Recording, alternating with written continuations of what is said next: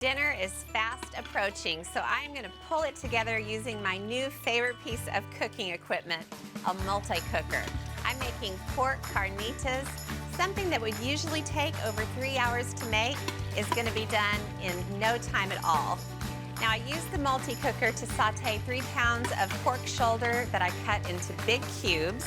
I sauteed it until it got nice color on the outside. Now I'm going to saute 2 sliced onions and 2 sliced and seeded poblano chilies. Pressure cooking is something that scares a lot of people, but the magic of it is it cooks something like carnitas in 30 to 45 minutes. Okay, I'm going to saute the onions and peppers. It's going to take about 3 minutes. So I'm going to add some great flavor. 2 teaspoons of ancho chili powder, 2 teaspoons of ground cumin, one of my top 5 favorite spices of all time, and then a big tablespoon of Mexican oregano.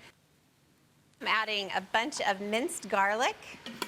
Now I just want to keep sauteing this so the spices will start to develop their flavor. They'll coat all those vegetables. Whenever you're using a pressure cooker, you definitely want to add liquid. I'm adding mine in the form of lemon lime pop, just a whole can. I'm going to add some fresh orange juice and some fresh orange zest. I love the flavor of carnitas. So the pork, of course, is the star of the show, and I'm going to add it back in. Now I'll put the lid on, and I'll walk you through the rest of the cooking process. First, I'll seal the cooker and set the cook time to 25 minutes. When the time's up, it turns itself off, and after 10 minutes of natural venting, I'll release the remaining pressure by switching to quick vent. I'll let the steam escape, and I'll wait until the float valve drops. It takes about 2 minutes. All the pressure has safely released. Oh, so I'm gonna take this pork out. I'm gonna shred the meat. All I have to do is basically breathe on it. It's gonna fall apart. I'm gonna put the pork under the broiler. I'm gonna let it start to crisp up. And while it does, I'm gonna make some queso and warm some tortillas. I'll just throw a pound of cubed processed cheese into a pan, turn the heat to medium-low, add a 10-ounce can of hot diced tomatoes and chilies, 2 4-ounce jars of diced pimientos with their juice, mix them together, and stir the queso occasionally until the cheese is fully melted. Then for the tortillas, I'll heat them in a microwave wrapped in a dishcloth for about 15 seconds.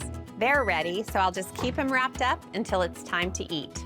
And look at that, the queso's done.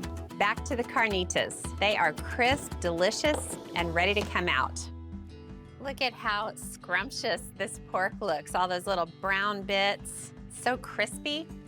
Now I'm gonna get some of this luscious cooking juice. I don't want this to go to waste. I'm just gonna stir this and mix all the pork together with the juices.